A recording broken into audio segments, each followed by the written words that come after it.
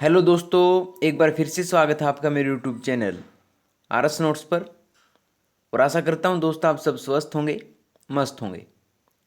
दोस्तों, आपका कैट का एग्जाम होने जा रहा है, तो उसके लिए हम आपके लिए सामान्य विज्ञान एक मोस्ट इम्पोर्टेंट वीडियो दोस्तों लेके आए हैं।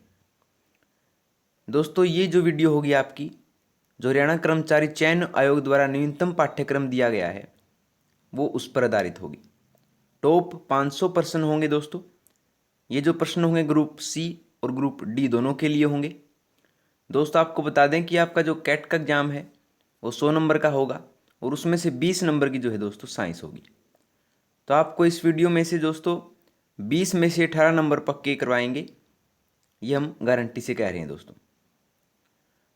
तो अब की बार कैट पार। तो दोस्तों, बस आप इस वीडियो को अंत तक देख लीजिएगा, एक भी क्वेश्चन मिस ना कीजिएगा। तो आइए दोस्तों शुरू करें। पहला देखते हैं, अपोहन या डायलिसिस उन रोगियों पर किया जाता है जिन्हें, जो अपोहन होता है वो किन रोगियों पर किया जाता है। तो अपोहन है जो दोस्तों वो किया जाता है वृक्क विकार हो जिसको, यानी कि जिसको किडनी में कोई डिफेक्ट हो, तो उनमें जो है डायलिसिस या अपोहन किया जाता है, जिससे जो है उनका जो किडनी है वो या वृक्क है जो वो साफ हो जाता है। तो ऑप्शन पहला यानी ऑप्शन ए इसका जवाब होगा दोस्तों। ठीक है, वृक्क विकार हो जिसको।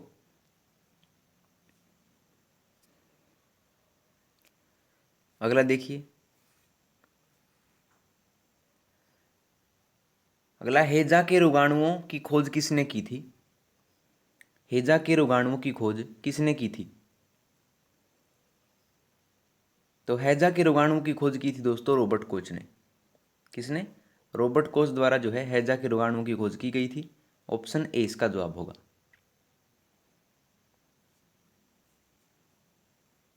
ठीक है,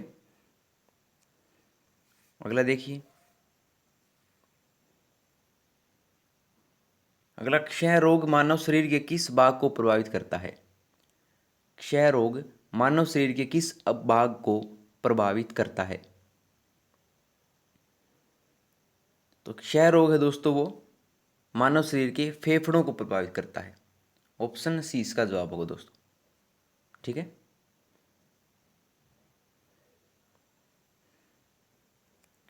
अगला है, हर एक क्वेश्चन महत्वपूर्ण दोस्तों, वीडियो के साथ अंत तक जुड़े रहिए। अगला है, जोड़ पर यूरिक एसिड क्रिस्टलों का एकत्रित हो जाना कारण है। जोड़ पर यूरिक एसिड क्रिस्टलों का एकत्र हो जाना किसका कारण होता है। ये होता है गठिया, जो गठिया रोग होता है उसमें जो है जोड़ पर यूरिक एसिड क्रिस्टलों का एकत्रण हो जाता है, जिससे गठिया रोग हो जाता है दोस्तों। तो ऑप्शन ए इसका जवाब होगा। ठीक है, अगला है, निम्न में से किस कोशिका द्रवी कोशिकांग को यूकैरियोटिक कोशिकाओं के भीतर प्रोकैरियोटिक कोशिकाएं माना जाता है। निम्न में से किस कोशिका द्रवी कोशिकांग को यूकैरियोटिक कोशिकाओं के भीतर प्रोकैरियोटिक कोशिकाएं माना जाता है। तो ये माना जाता है दोस्तों गोल्जी काय को। ऑप्शन बी इसका जवाब हो दोस्तों।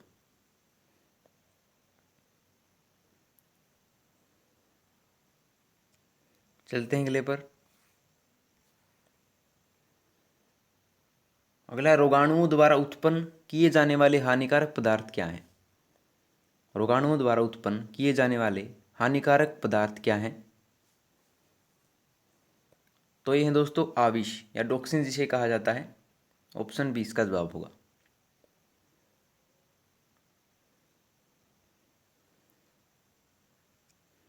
देखते हैं अगला, अगला टाइफाइड बुखार किसके द्वारा होता है। मोस्ट इंपॉर्टेंट क्वेश्चन है कि टाइफाइड बुखार होता है दोस्तों, ये होता है जीवाणुओं के द्वारा।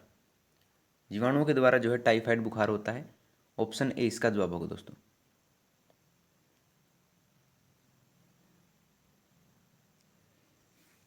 अगला देखिए, किस दिन विश्व एड्स दिवस मनाया जाता है? बार बार परीक्षा में आता है कि किस दिन विश्व एड्स दिवस मनाया जाता है। विश्व एड्स दिवस मनाया जाता है दोस्तों 1 दिसंबर को। ऑप्शन सी इसका जवाब होगा। हर साल जो है 1 दिसंबर को विश्व एड्स दिवस के रूप में मनाया जाता है।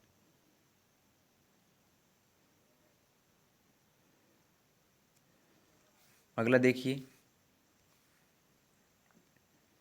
डेंगू बुखार किस रोगवाहक द्वारा संचरित होता है? डेंगू बुखार जो है किस रोगवाहक द्वारा संचरित होता है? तो डेंगू बुखार दोस्तों एडिज एजिप्टी जो रोगवाहक है उस द्वारा संचरित होता है डेंगू बुखार दोस्तों। ऑप्शन सी इसका जवाब होगा।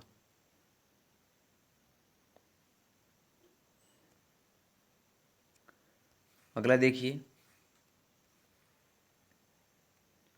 मलेरिया रोग प्रभावित करता है। मलेरिया रोग जो है किसे प्रभावित करता है मानव शरीर में? तो ये प्रभावित करता है प्लीहा को। मलेरिया रोग जो है प्लीहा को प्रभावित करता है। ऑप्शन सी दोस्तों।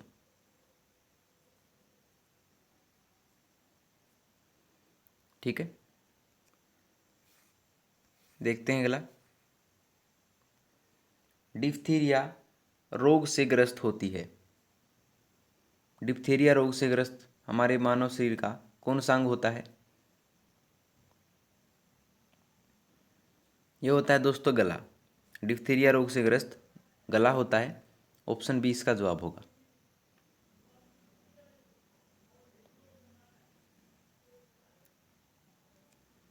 अगला देखते हैं,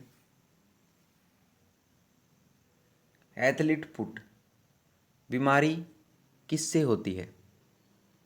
एथलीट फुट बीमारी जो है किससे होती है? ये होती है दोस्तों फफूंद से। एथलीट फुट बीमारी जो होती है वो फफूंद से होती है। ऑप्शन बी दोस्तों।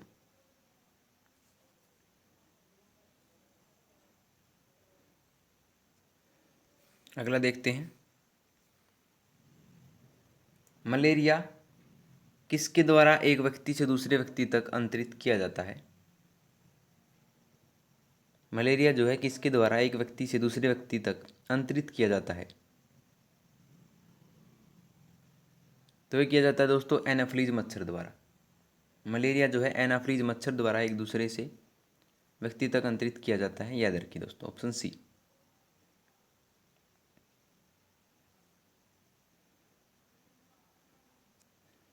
अगला देखते हैं, अगर लोहे की कमी से कौन सा रोग होता है? लोहे की कमी से कौन सा रोग होता है? तो ये होता है दोस्तों गाइटर, या जिसे गेंगा भी कहा जाता है। लोहे की कमी से होने वाला रोग है। ऑप्शन ए दोस्तों।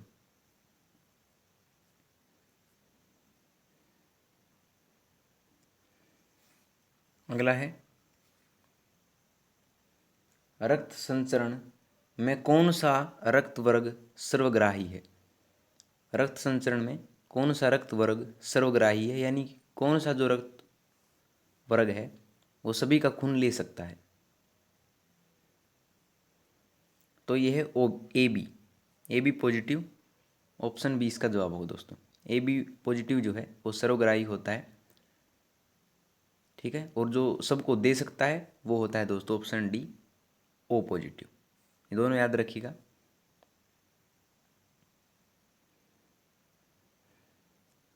अगला है,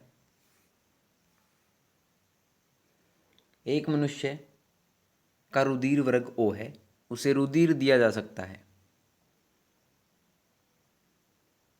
एक मनुष्य का जो रुधिर वर्ग ओ है उसे रुधिर दिया जा सकता है दोस्तों। ये दिया जा सकता है ओ वर्ग का।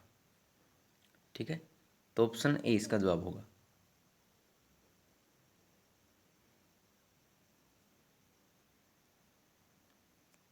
अगला है,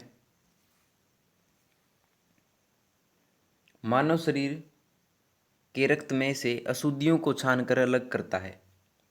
मानव शरीर के रक्त में से अशुद्धियों को छानकर अलग कौन करता है?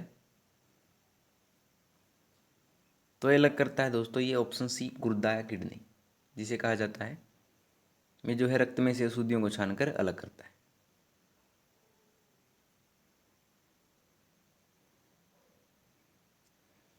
अगला है एड्स निम्नलिखित संक्रमण के कारण होता है। एड्स जो है किस संक्रमण के कारण होता है? बार बार पूछा गया क्वेश्चन है। एड्स जो है विषाणु के कारण होता है, ऑप्शन ए दोस्तों। विषाणु के कारण जो है एड्स होता है, ऑप्शन ए।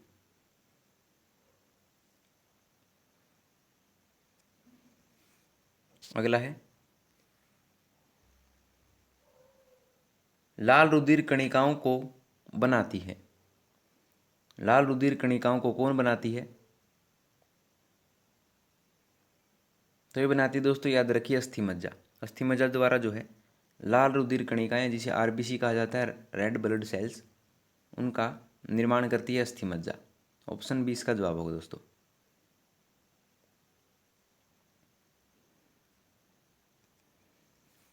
अगला देखिए, अगला किशोर व मनुष्य में सामान्य रक्तदाब कितना होता है? बार बार पूछा गया क्वेश्चन दोस्तों, हर एग्जाम्स में आता है कि एक किशोर व मनुष्य में सामान्य रक्तदाब होता है दोस्तों, ये होता है 120/80 मिलीमीटर एचजी। एचजी होता है दोस्तों पारा, इसका जो ये इकाई होती है मापने की 180/80, 120/80। ऑप्शन ए दोस्तों इसका जवाब होगा।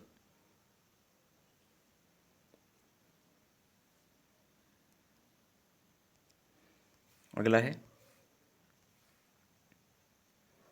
प्रथम मानव हृदय का प्रत्यारोपण किस वर्ष किया गया था? प्रथम मानव हृदय का प्रत्यारोपण किस वर्ष किया गया था? तो ये किया गया था दोस्तों 1967 ईस्वी में। 1967 ईस्वी में जो है प्रथम मानव हृदय का प्रत्यारोपण किया गया था। ऑप्शन ए इसका जवाब होगा दोस्तों।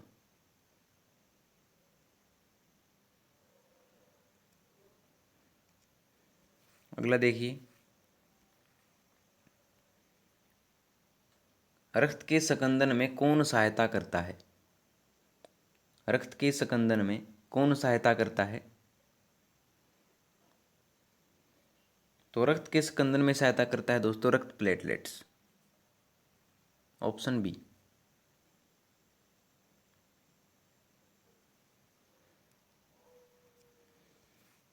अगला है वयस्क पुरुष में आरबीसी की सामान्य संख्या कितनी होती है? वयस्क पुरुष में जो है आरबीसी की सामान्य संख्या कितनी होती है?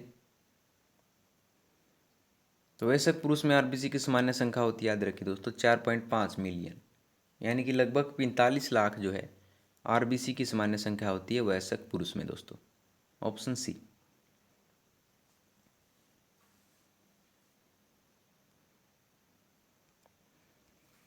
अगला है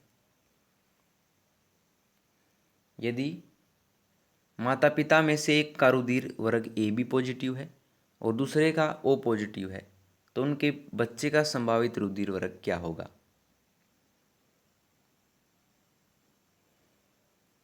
तो उनके बच्चे का जो संभावित रुधिर वर्ग होगा दोस्तों, ये होगा ऑप्शन ए, या तो ए होगा या बी होगा। ठीक है, ऑप्शन ए इसका जवाब होगा दोस्तों।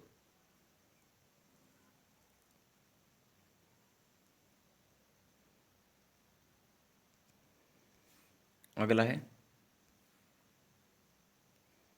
पद आर एच कारक का अर्थ क्या है? आर एच कारक जो है दोस्तों आपको बता दें, ये जो ब्लड ग्रुप्स होते हैं उनकी इकाई होती है। इसके द्वारा ये दोस्तों जो ब्लड ग्रुप को 4 भागों में बांटा जाता है आर एच कारक द्वारा ही।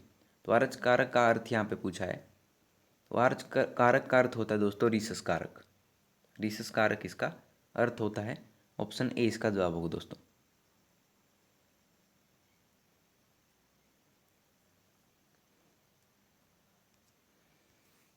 अगला देखिए, मानव रुधिर में कोलेस्ट्रॉल का सामान्य स्तर क्या है? मानव रुधिर में कोलेस्ट्रॉल का सामान्य स्तर कितना होता है? ये होता है दोस्तों 180 से 200 मिलीग्राम। मानव रुधिर में जो है कोलेस्ट्रॉल का सामान्य स्तर होता है दोस्तों 180 से 200 मिलीग्राम। ऑप्शन डी इसका जवाब होगा। ठीक है।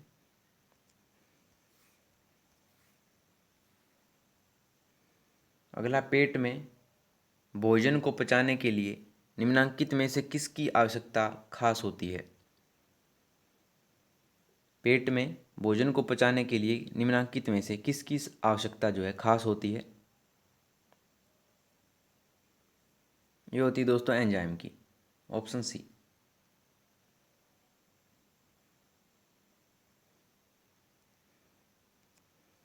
अगला है, मानव रुधिर का पीएच कितना होता है? मोस्ट इंपोर्टेंट क्वेश्चन है। मानव रुधिर का पीएच जो होता है दोस्तों वो होता है, याद रखिए, 7.4। Option D.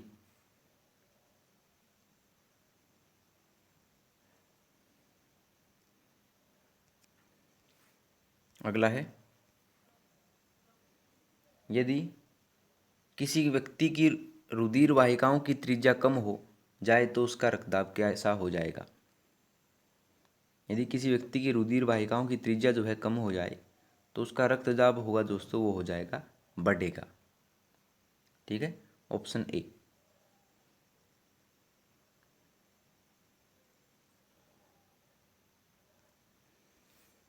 अगला है, मस्तिष्क का जो भाग बुद्धि का केंद्र कहलाता है उसे वैज्ञानिक भाषा में क्या कहते हैं? मस्तिष्क का जो भाग दो बुद्धि का केंद्र कहलाता है उसे वैज्ञानिक भाषा में कहते हैं दोस्तों, ये कहते हैं सेरिब्रल हेमिस्फीयर। Option B.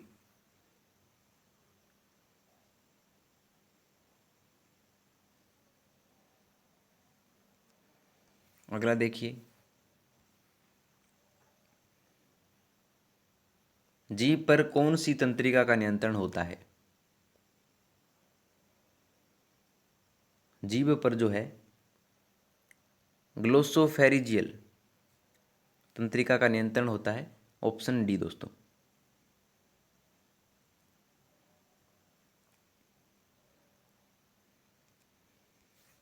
अगला है, श्वेत पदार्थ किसका बना होता है? श्वेत पदार्थ जो है किसका बना होता है? ये बना होता है दोस्तों माइलिनेटिक आवरण सहित तंत्रिका सूत्रों का। Option A. ठीक है।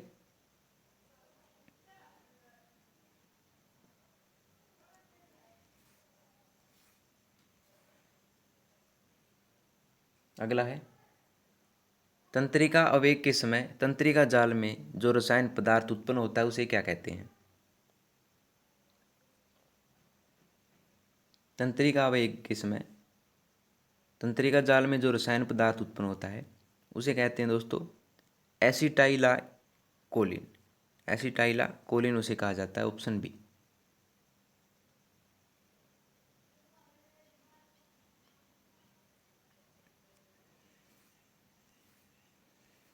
अगले चलते हैं। अगला, पायामीटर तथा ड्यूरोमीटर दोनों क्या कहलाते हैं? पायामीटर तथा ड्यूरोमीटर दोनों ये कहलाते हैं दोस्तों मैनिगस। पायामीटर तथा ड्यूरोमीटर दोनों कहलाते हैं मैनिगस। Option A.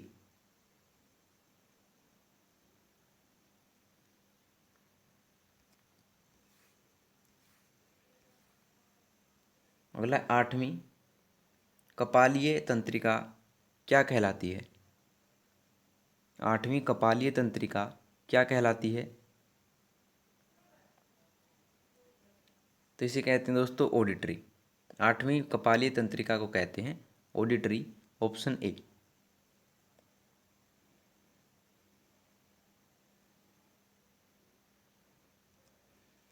अगला देखिए, मनुष्य के मस्तिष्क का सबसे बड़ा भाग कौन सा है? मनुष्य के मस्तिष्क का सबसे बड़ा भाग ये होता है दोस्तों पर मस्तिष्क। Option C most important question है। पर मस्तिष्क को जो है मनुष्य के मस्तिष्क का सबसे बड़ा भाग कहा जाता है।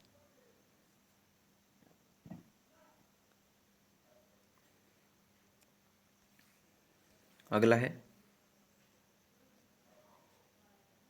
निम्नलिखित में से किस जंतु में तंत्रिका तंत्र नहीं होता? निम्नलिखित में से किस जंतु में जो है तंत्रिका तंत्र नहीं होता है? तो ये नहीं होता दोस्तों अमीबा में। अमीबा में जो है तंत्रिका तंत्र नहीं पाया जाता, ऑप्शन सी।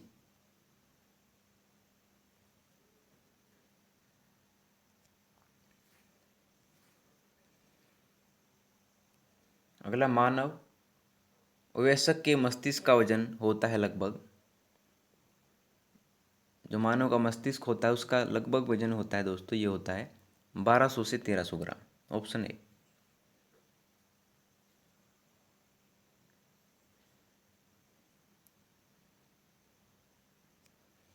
अगला है, सामान्यतः निषेचन होता है। सामान्यतः निषेचन जो कहाँ पर होता है? ये होता है दोस्तों डिंब वाहिनी नली में। सामान्यतः जो निषेचन होता है वो डिंब वाहिनी नली में होता है, ऑप्शन सी इसका जवाब होगा।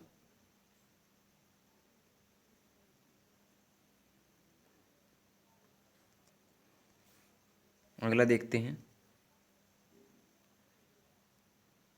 कि एक परिवार में 5 लड़कियां हैं, लड़का कोई नहीं है, छठे बच्चे के लड़के होने की संभावना क्या है? इंटरेस्टिंग क्वेश्चन है दोस्तों। जो छठा बच्चा होगा चाहे वो तो या लड़का होगा या लड़की होगी, तो पूछ रखा है छठे बच्चे के लड़का होने की संभावना क्या है? लड़की भी हो सकती है, तो कुल जो है मामले वो 2 हैं, यानी कि लड़का भी हो सकता है और लड़की भी, और लड़का पूछा है तो 1/2 हो जाएगा। ठीक है, ऑप्शन सी इसका जवाब होगा।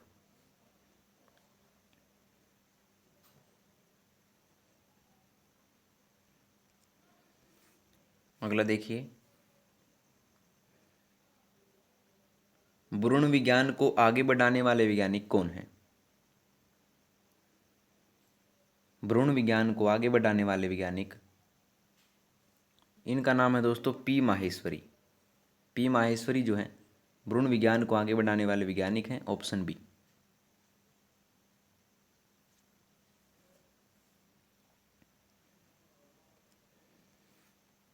अगला देखिए, निम्न में से एक में बिना निषेचन के प्रजनन की शक्ति होती है। बिना निषेचन के प्रजनन की शक्ति जो है किस में होती है? याद रखिए दोस्तों, ये होती है मधुमक्खी में, हनी बी में, ऑप्शन बी।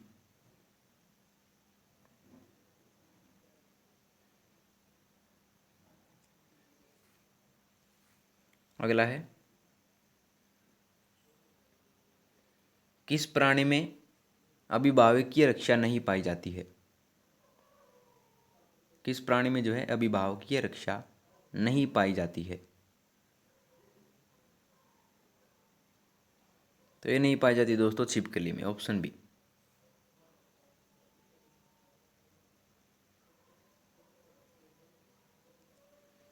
अगला है, एक स्तनी भ्रूण चारों ओर से गिरी होती है।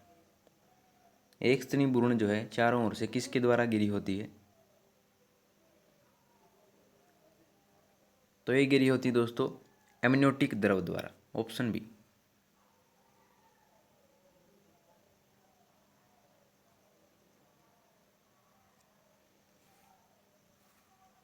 अगला है, मानव मादा में रजस्राव को किसके दिए जाने से आगे डाला जा सकता है?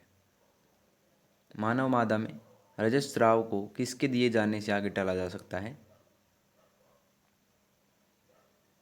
तो ये डाला जा सकता है एस्ट्रोजन तथा प्रोजेस्टेरोन का संयोजन, ऑप्शन डी।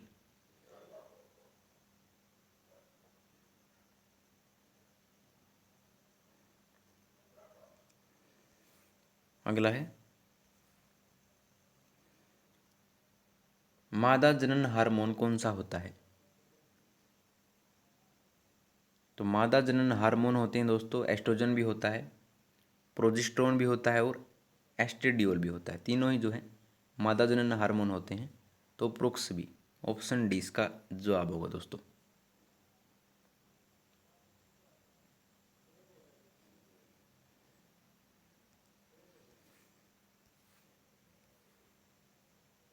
अगला, शरीर में ताप का नियंत्रण कौन करता है?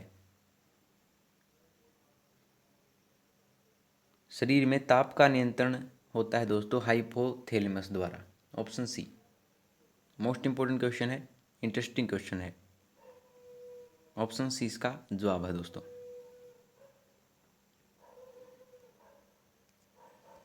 अगला देखते हैं,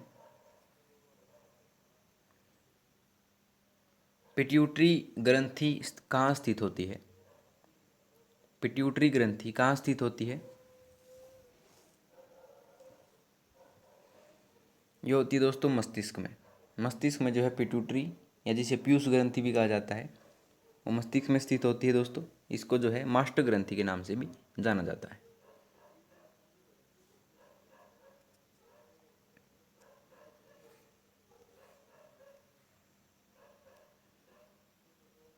अगला, नर में लिंगी लक्षणों के लिए कौन सा हार्मोन उत्तरदायी है? नर में लिंगी लक्षणों के लिए कौन सा हार्मोन जो है वो उत्तरदायी होता है?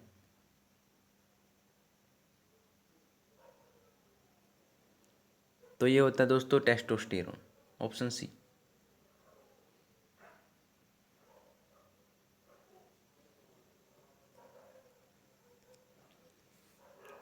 अगला देखते हैं,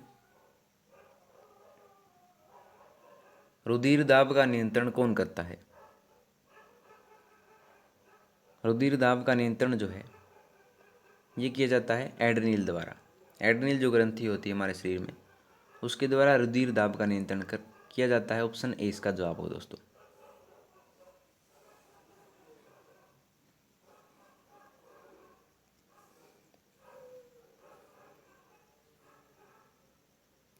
अगला है, निम्न में से कौन सा अंतःस्रावी विकार रोग है? निम्न में से कौन सा अंतःस्रावी विकार रोग है?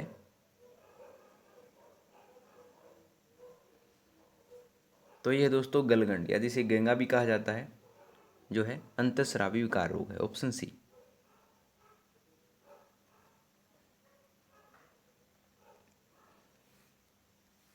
अगला देखते हैं, किसके इंजेक्शन लगाने पर उपापचय दर बढ़ जाती है? किसके इंजेक्शन लगाने पर उपापचय दर बढ़ जाती है? तो ये बढ़ जाती है थायरोक्सिन। थायरोक्सिन का इंजेक्शन लगाने पर जो है उपापचय दर बढ़ जाती है। ऑप्शन डी इसका जवाब होगा दोस्तों।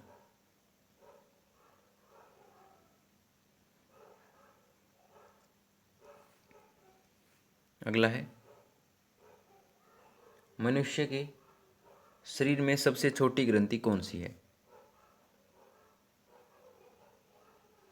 मनुष्य के शरीर में सबसे छोटी ग्रंथि दोस्तों याद रखिए पिट्यूटरी ग्रंथि। Option C.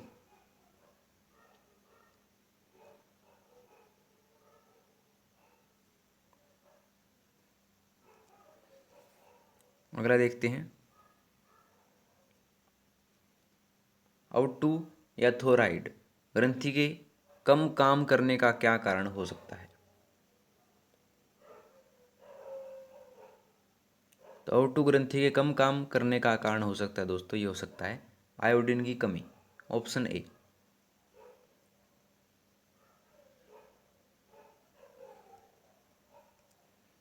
अगला देखते हैं, प्रकाशानुवर्ती संचालन किसके द्वारा नियंत्रित किया जाता है? प्रकाशानुवर्ती संचालन जो है वो नियंत्रित किया जाता है दोस्तों, याद रखिए ऑप्शन बी, ऑक्सिन द्वारा। पादपों में जो है दोस्तों ये हार्मोन होता है ऑक्सिन, जिसके द्वारा जो है प्रकाशानुवर्ती संचालन किया जाता है। तो ऑप्शन बी इसका जवाब हो दोस्तों। हर एक क्वेश्चन महत्वपूर्ण दोस्तों, वीडियो के साथ अंत तक जुड़े रहिएगा। अगला, शरीर में सबसे बड़ी अंतःस्रावी ग्रंथि निम्नलिखित में से कौन सी है? छोटी तो थी दोस्तों पिट्यूटरी, और सबसे बड़ी अंतःस्रावी ग्रंथि दोस्तों ये है आउटटू या थोराइड ग्रंथि, ऑप्शन ए।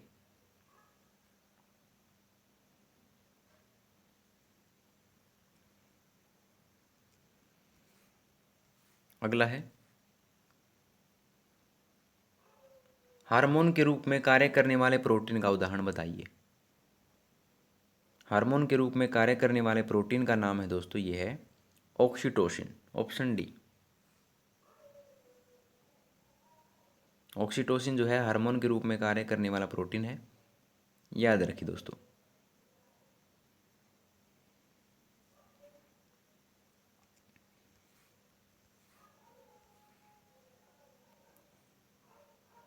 अगला, मनुष्य के शरीर में सबसे छोटी ग्रंथि कौन सी है? सबसे बड़ी ग्रंथि थी दोस्तों अवटु ग्रंथि, और सबसे छोटी ग्रंथि दोस्तों ये है पिट्यूटरी ग्रंथि, ऑप्शन सी।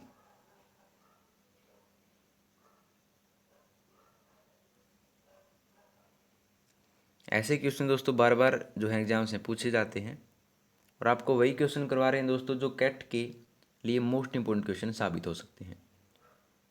जो नवीन पाठ्यक्रम है एसएससी द्वारा दिया गया, उसके हिसाब से ही क्वेश्चन आपके लिए बनाए गए हैं।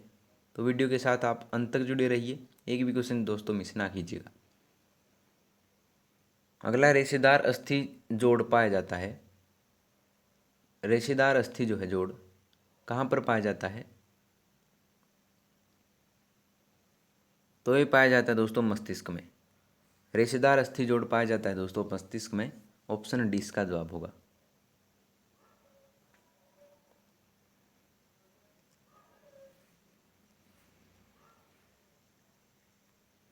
अगला है, मानव शरीर की सबसे लंबी हड्डी कौन सी है?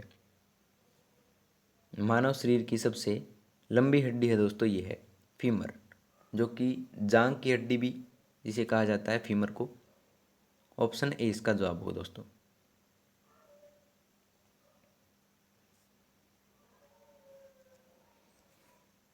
अगला देखते हैं, दर्दनाक अस्थि रोग इताई इताई का पहले कहाँ पता चला था? दर्दनाक अस्थि रोग इताई इताई का पहले कहाँ पता चला था? तो ये पता चला था दोस्तों जापान में। जो इताई इताई रोग है दोस्तों वो कैडमियम जो धातु होती है उसके कारण होता है, और इसका सबसे पहले पता चला था जापान में, ऑप्शन ए दोस्तों।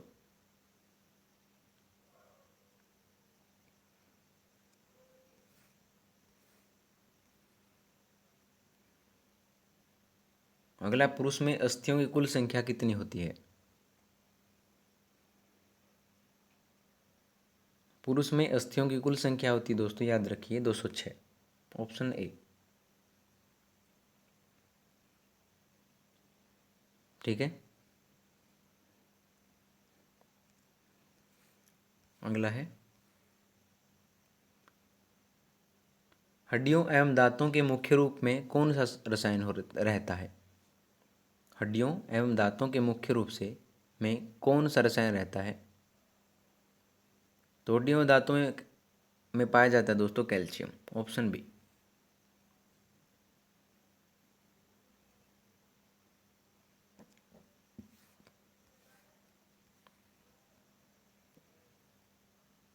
अगला, आपके चेहरे में अस्थियों की संख्या कितनी होती है? जो मानव चेहरा होता है उसमें अस्थियों की संख्या होती है दोस्तों, ऑप्शन सी 14 है।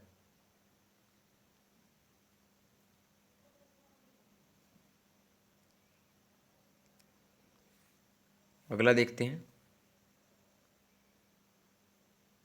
मानव खोपड़ी में कितनी हड्डियां होती हैं?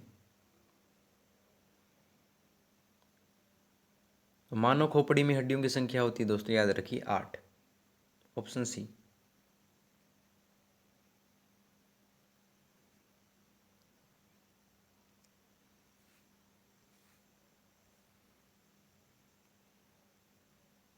अगला, लिगामेंट रचना किसको जोड़ती है?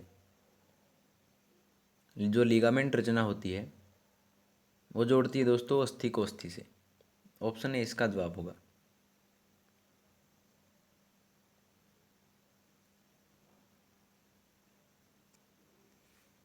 अगला देखिए, स्तनियों में कर्ण स्थिकाएँ होती हैं। इनकी कर्ण पटह से अंदर की ओर का उचित क्रम चिह्नित कीजिए। यानी कि सबसे पहले को हमें लगाना है, सबसे पहले यानी जो ऊपर होती है, उसके बाद अंदर की तरफ चलेंगे तो सबसे बाहर की तरफ होती है दोस्तों, ये होती है मैलियस, उसके बाद इनकस, फिर स्टेप। तो ऑप्शन ए इसका जवाब होगा दोस्तों।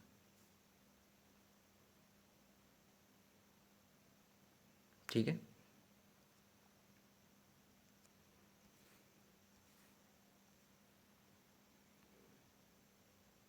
अगला मैलिनियस बाघ है। मैलिनियस किसका बाघ होता है? तो ये होता है दोस्तों सशक के मध्य कर्ण अस्थिकाओं का। Option C.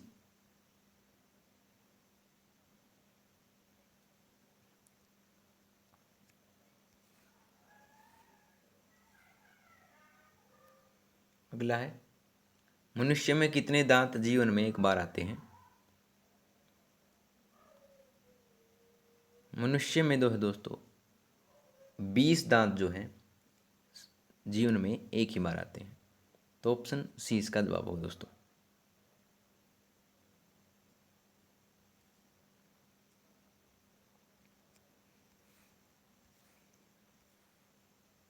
अगला, किस प्राणी में उत्सर्जी पदार्थ अमोनिया होता है? किस प्राणी में उत्सर्जी पदार्थ जो है अमोनिया होता है? ये होता है एलवण जलीय मीनों में। Option D.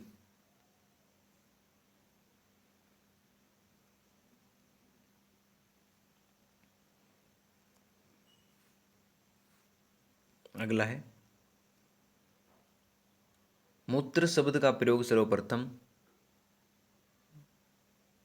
कहा गया? तो मूत्र शब्द का प्रयोग सर्वप्रथम संवहन नलिकाओं में कहा गया था। ऑप्शन डी इसका जवाब होगा दोस्तों।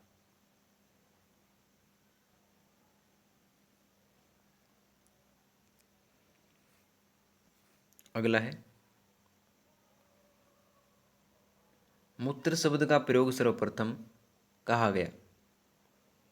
तो ये कहा गया था दोस्तों संवहन नलिकाओं में। Option D.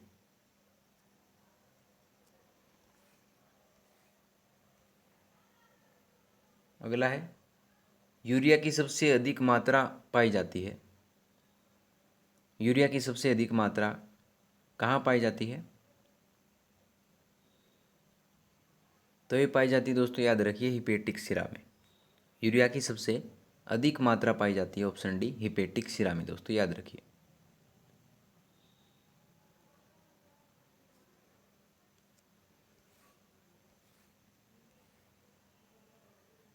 अगला है, यूरिया की सबसे कम मात्रा पाई जाती है? सबसे ज़्यादा पाई जाती है हिपेटिक सिरा में, और सबसे कम पूछा है तो ये पाई जाती है दोस्तों रीनल सिरा में। Option B.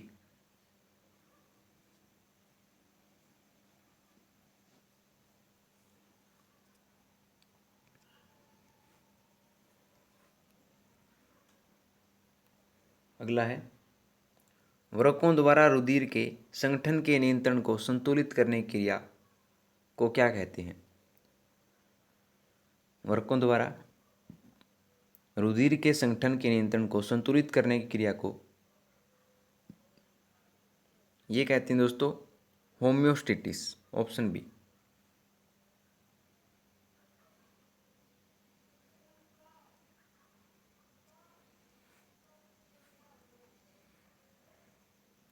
अगला है, वृक्कों के अतिरिक्त उत्सर्जन में सहायक अंग कौन सा है? वृक्कों के अतिरिक्त उत्सर्जन में सहायक अंग कौन सा है?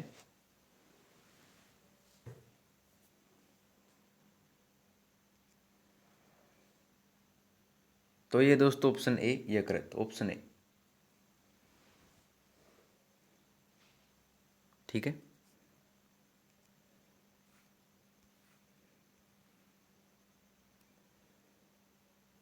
अगला, पसीने का सबसे महत्वपूर्ण कार्य क्या है? पसीने का सबसे महत्वपूर्ण कार्य है दोस्तों, याद रखिए, ऑप्शन सी, शरीर के ताप का नियंत्रण करना। शरीर के ताप का नियंत्रण करना जो है पसीने का सबसे महत्वपूर्ण कार्य है दोस्तों, याद रखिए।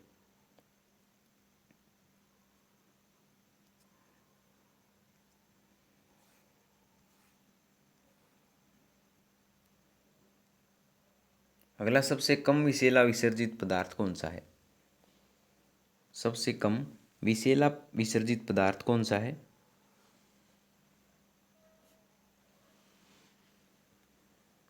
तो ये दोस्तों यूरिक अम्ल, ऑप्शन सी।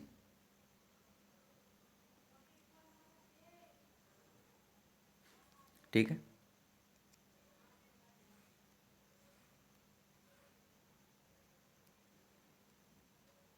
अगला है, यूरिया एक क्या है?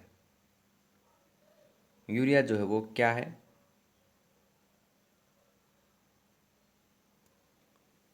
तो ये दोस्तों अजैव उर्वरक, ऑप्शन बी। यूरिया एक अजैव उर्वरक है।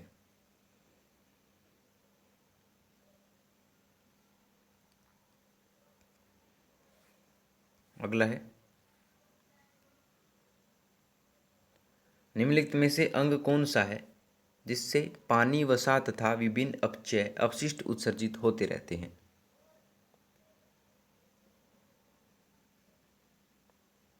तो ये दोस्तों वृक्क, वृक्क से जो है पानी, वसा तथा विभिन्न अपचय अपशिष्ट उत्सर्जित होते रहते हैं, ऑप्शन ए दोस्तों।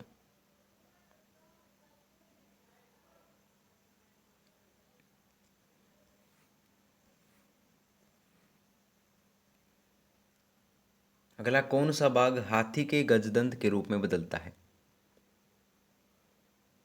कौन सा भाग हाथी के गजदंत के रूप में बदलता है? तो ये दोस्तों दूसरा करतंक, जो दूसरा करतंक होता है हाथी का, वो गजदंत के रूप में बदलता है दोस्तों, ऑप्शन सी।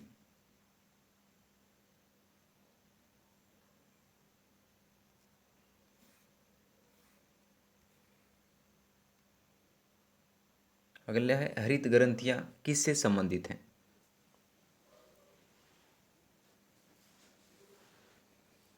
जो हरित ग्रंथियां हैं दोस्तों वो हैं उत्सर्जन से संबंधित, ऑप्शन बी।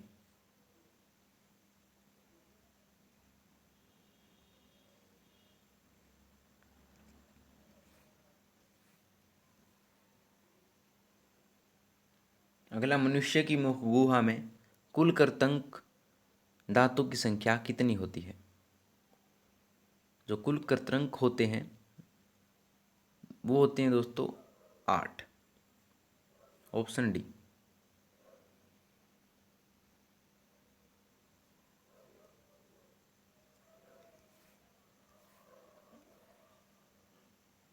अगला है, मानव में दांतों की कुल संख्या कितनी होती है? मानव में दांतों की कुल संख्या होती है दोस्तों, याद रखिए 32, ऑप्शन सी।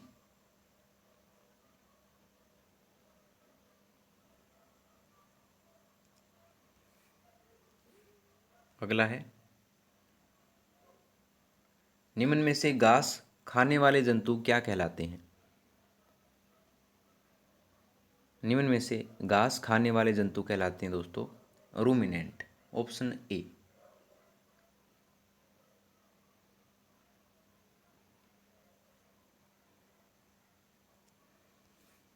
अगला है,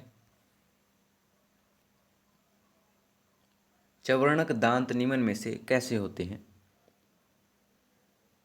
चवर्णक दांत निम्न में से ये होते हैं दोस्तों खुरदरे, ऑप्शन सी।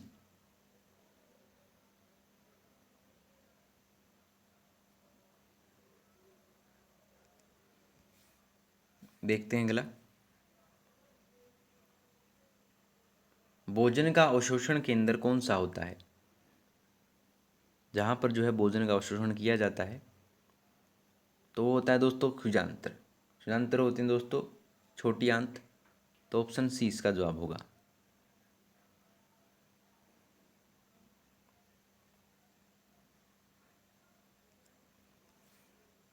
अगला है, मानव शरीर की सबसे बड़ी ग्रंथि कौन सी है?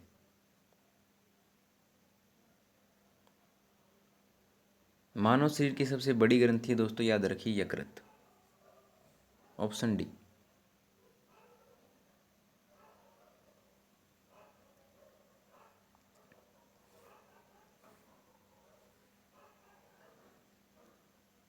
अगला, मानव में वरक होते हैं। तो मानव में वरक होते हैं दोस्तों, ये होते हैं मेटानेफ्रिक प्रकार के। ऑप्शन बी, किडनी होती है दोस्तों वरक। मानव में किडनी जो है मेटानेफ्रिक प्रकार की होती है। Option B.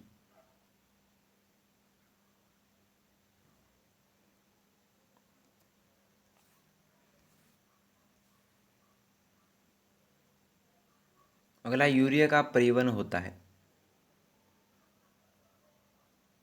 तो यूरिया का परिवहन होता है दोस्तों, ये होता है प्लाज्मा द्वारा। याद रखिए, ऑप्शन बी।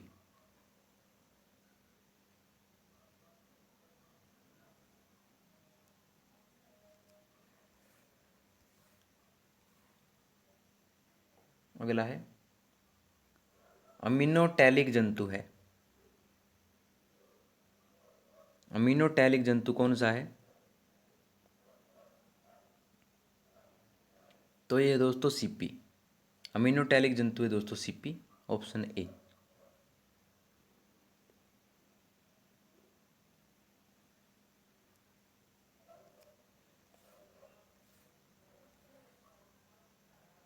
अगला है, ऑर्निथीन चक्कर का अंतिम उत्पाद क्या है? तो ऑर्निथीन चक्कर का अंतिम उत्पाद है दोस्तों यूरिया। ऑप्शन ए इसका जवाब होगा।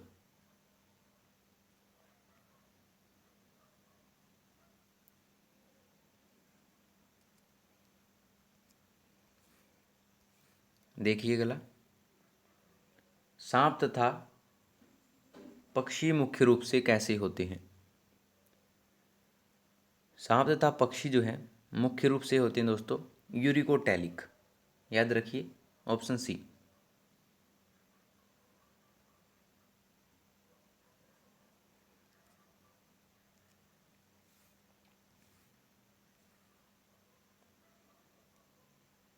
अगला, कोशिकाओं की संख्या के आधार पर सजीव का प्रकार क्या होता है?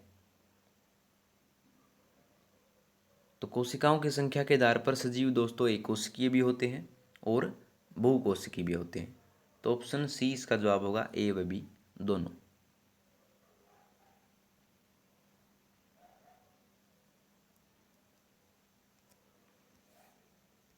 अगला है,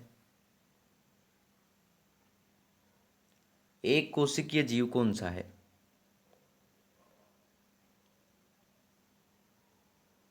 तो एक कोशिकीय जीव है दोस्तों, याद रखिए, ए व बी दोनों। यानी कि अमीबा भी होता है और पैरामीशियम भी, दोनों ही जो है एक कोशिकीय जीव होते हैं दोस्तों।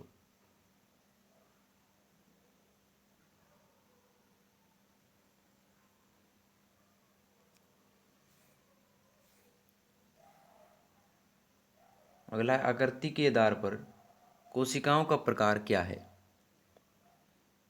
तो आकृति के आधार पर दोस्तों जो कोशिकाएं होती हैं वो अनिश्चित आकार की भी होती हैं, गोल एवं चपटी भी, और लंबी एवं तर्करूपी भी।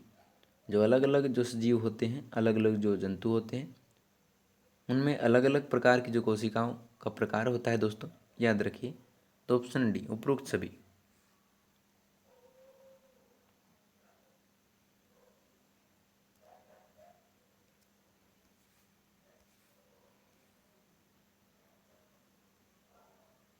अगला, कोशिका के कितने मुख्य भाग हैं? तो कोशिका के मुख्य तो दोस्तों 3 भाग होते हैं, याद रखिए, ऑप्शन ए। कोशिका के दोस्तों सबसे पहले होता है केंद्रक जो मध्य में होता है, उसके बाद जीव द्रव्य जो केंद्रक के बाहर होता है, और उसके बाद जो परत होती है कोशिका के चारों ओर, कोशिका झिल्ली। 3 जो है मुख्य भाग होते हैं कोशिका के, याद रखिए दोस्तों।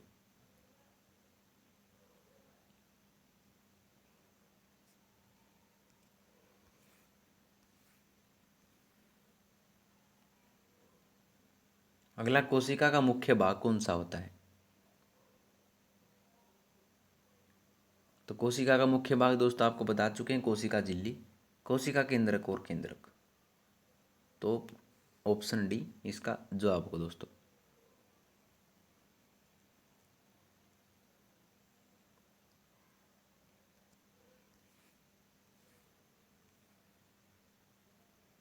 अगला, कोशिका द्रव्य में पाया जाने वाला कोशिकांग कौन सा है?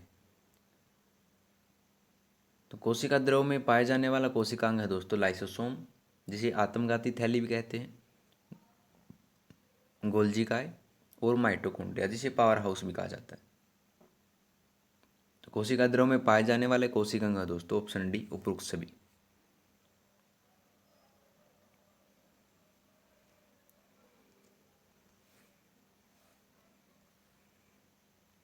अगला है दोस्तों, आ गया ये कि कोशिका की आत्मघाती थैली किसे कहते हैं? मोस्ट इंपॉर्टेंट क्वेश्चन है, बार बार पूछा गया क्वेश्चन है। तो कोशिका की आत्मघाती थैली या सुसाइडल बैग जिसे कहा जाता है वो कहते हैं लाइसोसोम को, ऑप्शन ए।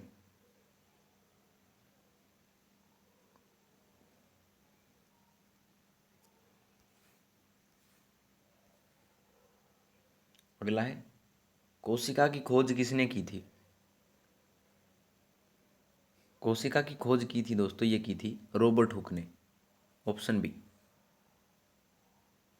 कोशिका की खोज जो है रॉबर्ट हुक ने 1665 में की थी दोस्तों, याद रखिए।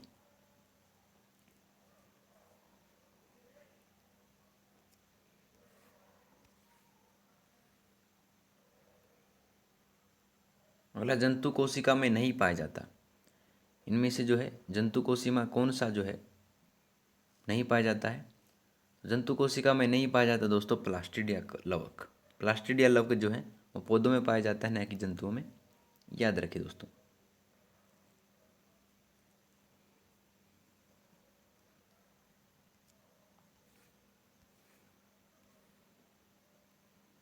अगला है, एक कोशिकीय जीव का उदाहरण क्या है? तो एक कोशिकीय जीव होता है दोस्तों, बार बार पूछा जाता है एग्जाम्स में, ये होता है अमीबा। अमीबा जो होता है एक कोशिकीय जीव होता है, ऑप्शन बी।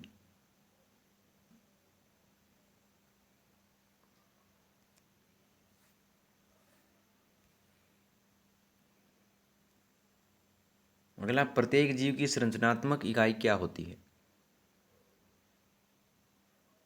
प्रत्येक जीव की संरचनात्मक इकाई कहते हैं दोस्तों, ये कहते हैं कोशिका को। ठीक है।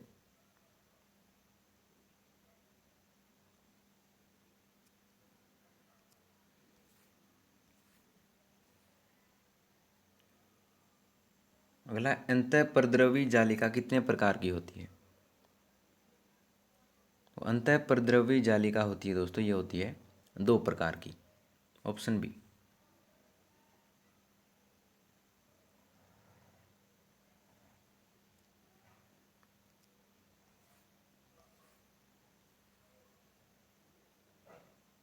अगला है वर्णक है।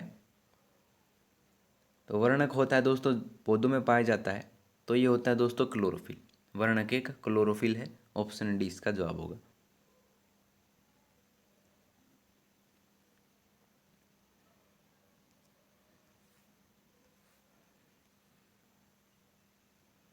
अगला है, रॉबर्ट हुक ने कोशिका की खोज कब की थी?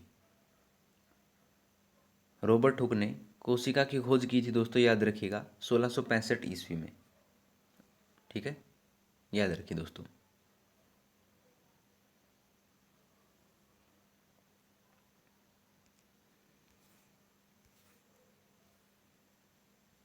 अगला, पेशी कोशिकाएं हैं। इनमें से पेशिकाएं कोशिकाएं कौन सी हैं दोस्तों?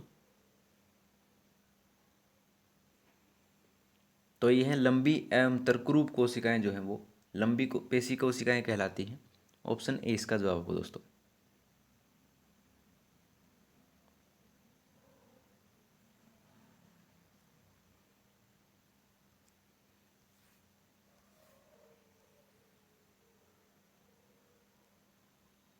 अगला, अंतःपरद्रवी जालिका कितने प्रकार की होती है?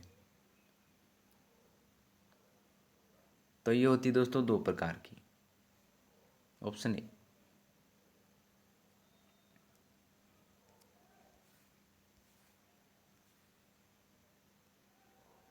अगला, किसमें अत्यधिक शक्तिशाली एंजाइम होते हैं? तो किसमें जो है अत्यधिक शक्तिशाली एंजाइम होते हैं? तो ये होते हैं दोस्तों लाइसोसोम में। लाइसोसोम में जो है अत्यधिक शक्तिशाली एंजाइम होते हैं, याद रखिए दोस्तों, ऑप्शन ए।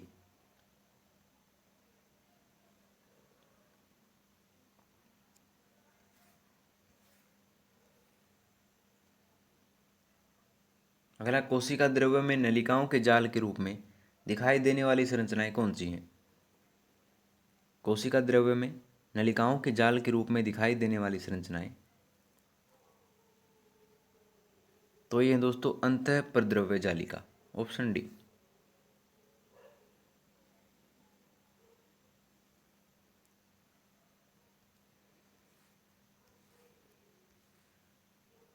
अगला है, मानव के एक नेत्र का क्षैतिज दृष्टि क्षेत्र लगभग कितना होता है?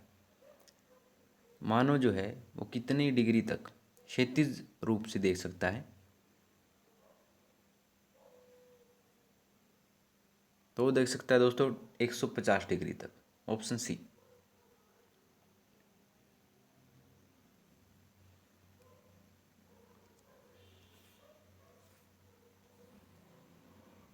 अगला है, दृष्टि दोष इनमें से कौन कौन से हैं?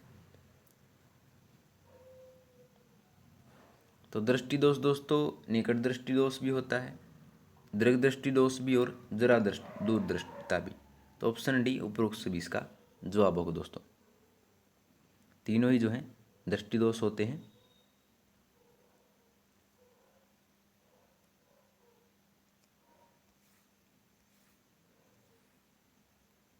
अगला है, जरा दूरदर्शिता दोष दूर करने के लिए किस लेंस का उपयोग किया जाता है?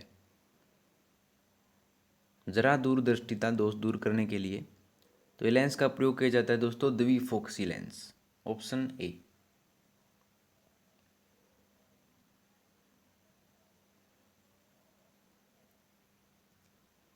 देखते हैं अगला, आजकल जो है किस लेंस द्वारा दृष्टि दोषों का संशोधन संभव है? आजकल किस लेंस द्वारा दृष्टि दोषों का संशोधन जो है संभव है?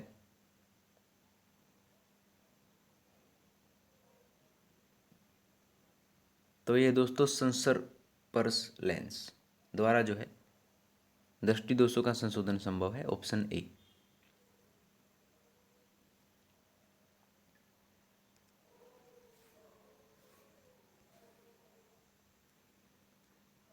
अगला, वर्णों के क्रम को प्रकट करता है। तो जो इंद्रधनुष में या प्रिज्म में जो रंग होते हैं दोस्तों वो होता है विबग्योर के नाम से, ऑप्शन ए।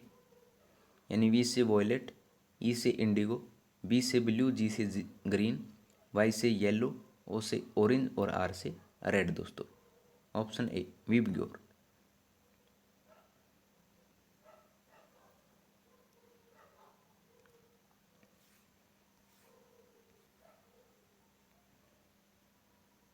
अगला, सर्वप्रथम किसने कांच के प्रिज्म का उपयोग सूर्य के स्पेक्ट्रम को प्राप्त करने के लिए किया था?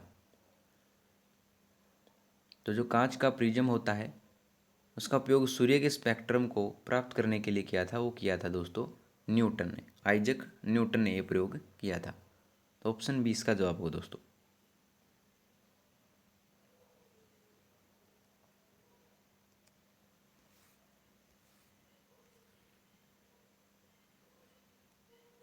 अगला, किस रंग के धुएं या कूड़े में सबसे कम प्रकाश का प्रकीर्णन होता है?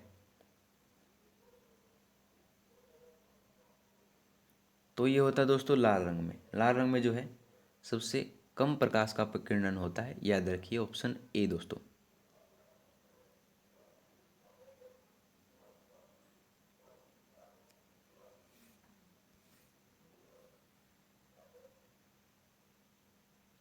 अगला, यदि पृथ्वी पर वायुमंडल नहीं होता तो कोई प्रकीर्णन न हो पाता, तब आकाश कैसा प्रतीत होता है?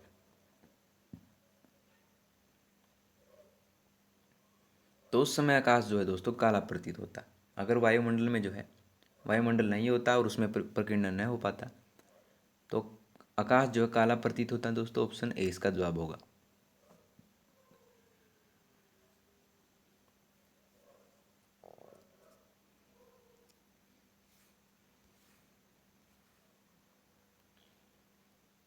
अगला, सामान्य दृष्टि से वयस्क के लिए सुस्पष्ट दर्शन की अल्पतम दूरी होती है लगभग।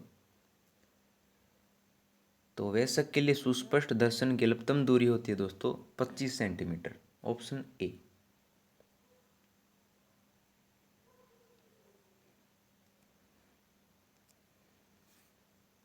देखते हैं अगला।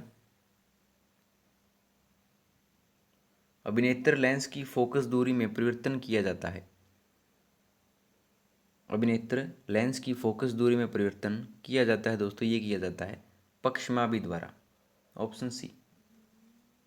जो पक्षमापी कोशिकाएं पाई जाती हैं अभिनेत्र लेंस में, जो कि हमारी आंखों में होता है, तो परिवर्तन किया जाता है पक्षमापी कोशिकाओं द्वारा, ऑप्शन सी दोस्तों।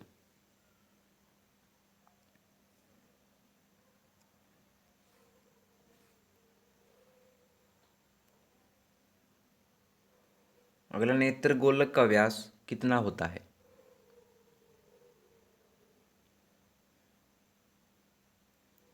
नेत्र गोलक का व्यास होता है दोस्तों, याद रखिए, लगभग 2.3 सेंटीमीटर, ऑप्शन बी।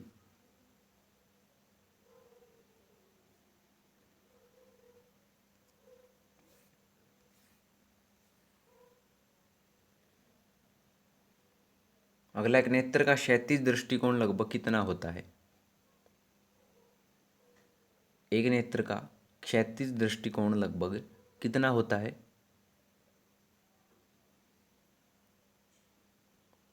तो ये होता है दोस्तों लगभग 150 डिग्री, ऑप्शन सी।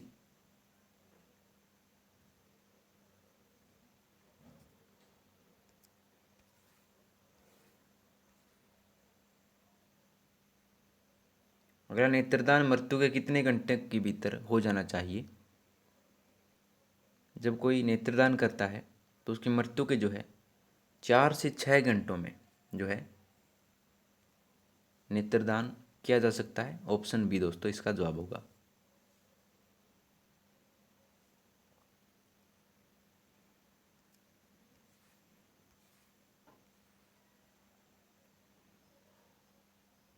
अगर आप परितारिका किसके पीछे स्थित है। जो परितारिका होती है वो स्थित होती है दोस्तों कॉर्निया के पीछे, ऑप्शन सी।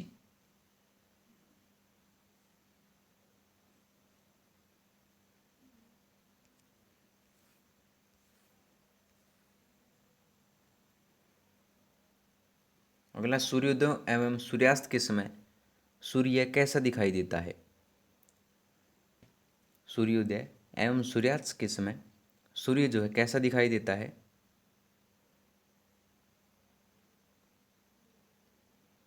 तो ये दिखाई देता है दोस्तों लाल रंग का। सूर्योदय एवं सूर्यास्त के समय जो है सूर्य लाल रंग का दिखाई देता है दोस्तों, ऑप्शन 20 का जवाब होगा।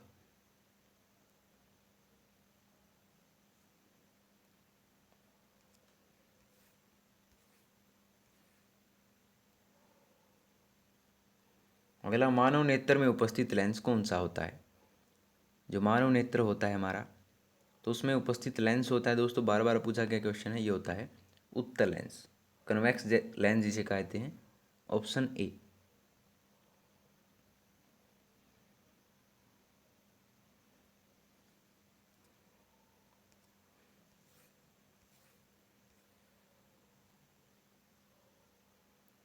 अगर प्रकाश के विक्षेपण से प्राप्त 7 रंगों के समूह को क्या कहते हैं।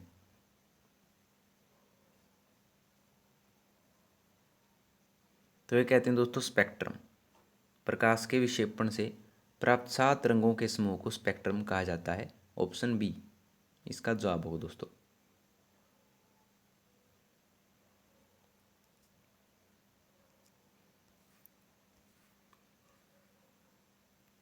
अगला है मोस्ट इंपोर्टेंट क्वेश्चन, अगला कि तारे के टिमटिमाने का कारण क्या है। तो तारे के टिमटिमाने का कारण होता है दोस्तों वायुमंडलीय अपवर्तन, ऑप्शन ए।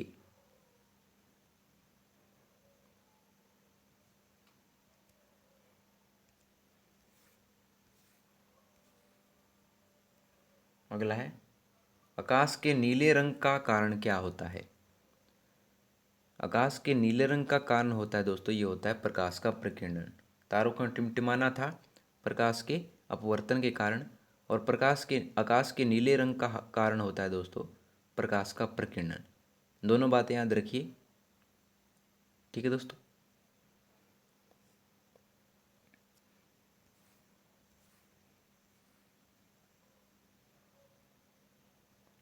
अगला, नेत्रदान में कितना समय लगता है।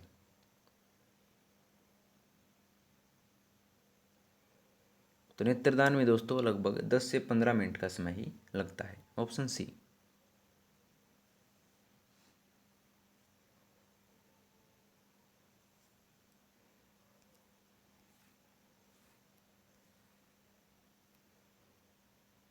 अगला, रेटिना पर प्रतिबिंब कैसा बनता है?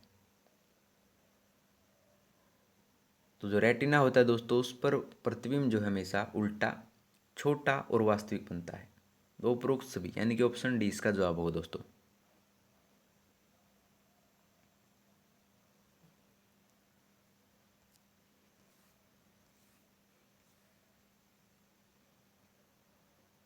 अगला, खतरे का संकेत किस रंग का होता है?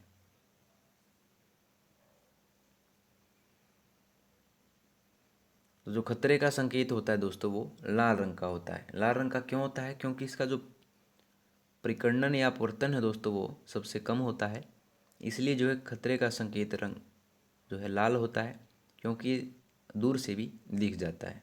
तो ऑप्शन ए इसका जवाब होगा दोस्तों।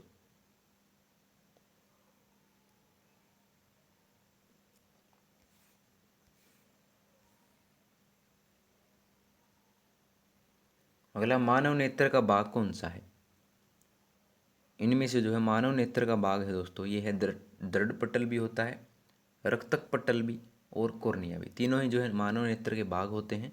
तो ऑप्शन डी, उपरोक्त सभी।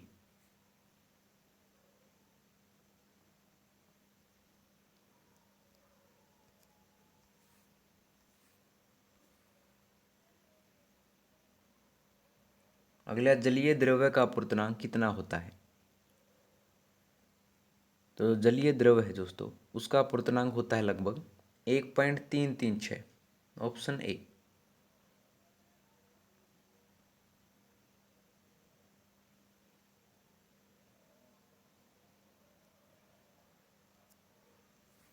देखते हैं अगला,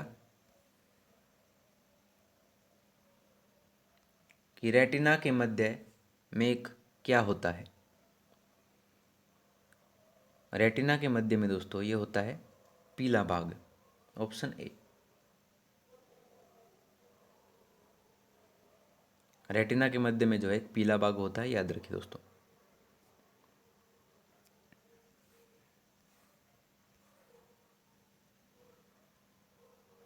अगला, जिस स्थान पर प्रकाश की सुग्राहिता शून्य होती है उसे क्या कहते हैं? तो उसे कहते हैं दोस्तों अंध बिंदु। Option A.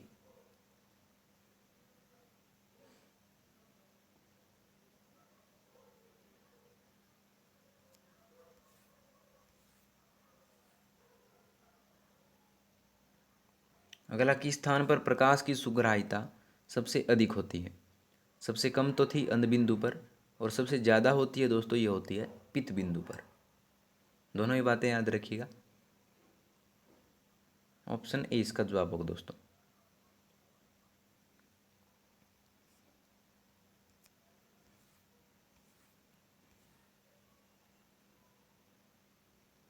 मेरा नेत्र लेंस का माध्य अपवर्तनांक कितना होता है?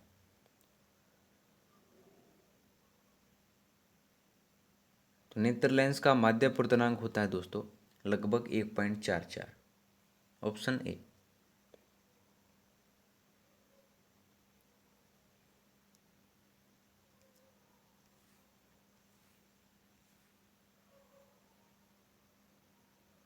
अगला, आँख का वह भाग जहाँ वस्तु का प्रतिबिंब बनता है वह क्या है?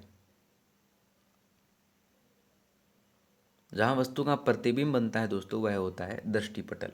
Option C.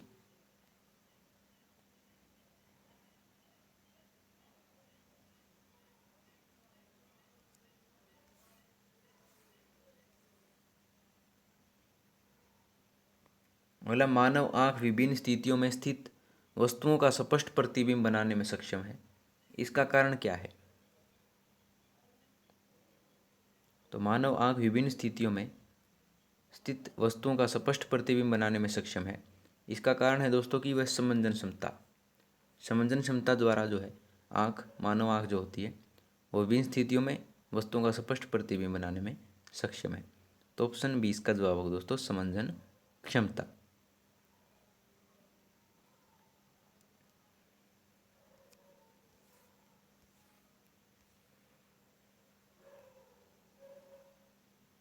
अगला मानव आँख विभिन्न दूरियों पर स्थित वस्तुओं के प्रतिबिंब नेत्र लेंस की फोकस दूरी बदलकर रेटिना पर स्पष्ट बता सकती है। यह कार्य संपन्न किया जाता है।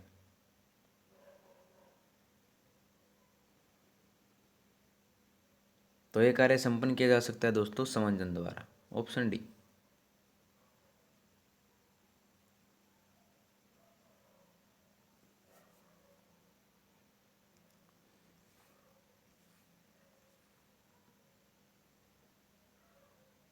अगला नेत्र लेंस की फोकस दूरी निकट तथा दूर स्थित वस्तु को स्पष्ट रूप से देखने के लिए परिवर्तित होती है। यह प्रक्रिया संपन्न किस में होती है?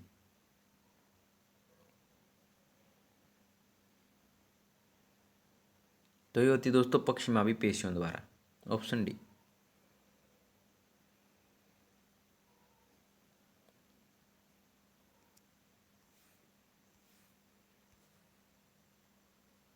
अगला है एक साधारण माइक्रोस्कोप में प्रयोग किया जाता है। एक साधारण माइक्रोस्कोप में जो है दोस्तों क्या प्रयोग किया जाता है? तो ये किया जाता है दोस्तों कम फोकस दूरी का उत्तल लेंस। Option B.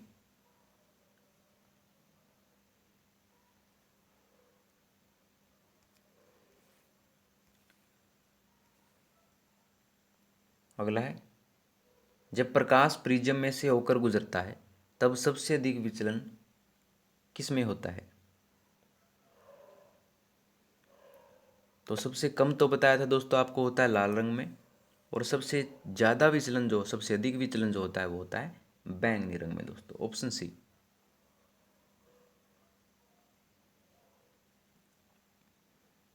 ठीक है, तो लीजिए दोस्तों आपकी वीडियो होती है आप पर कंप्लीट। अगर आपको वीडियो पसंद आई हो तो वीडियो को लाइक शेयर और कमेंट करके ज़रूर बता दीजिएगा, और आरएस नोट्स चैनल को सब्सक्राइब कर लीजिए दोस्तों। तो मिलते हैं आपसे अगली वीडियो में नए रोचक प्रश्नों के साथ। तब तक के लिए धन्यवाद दोस्तों।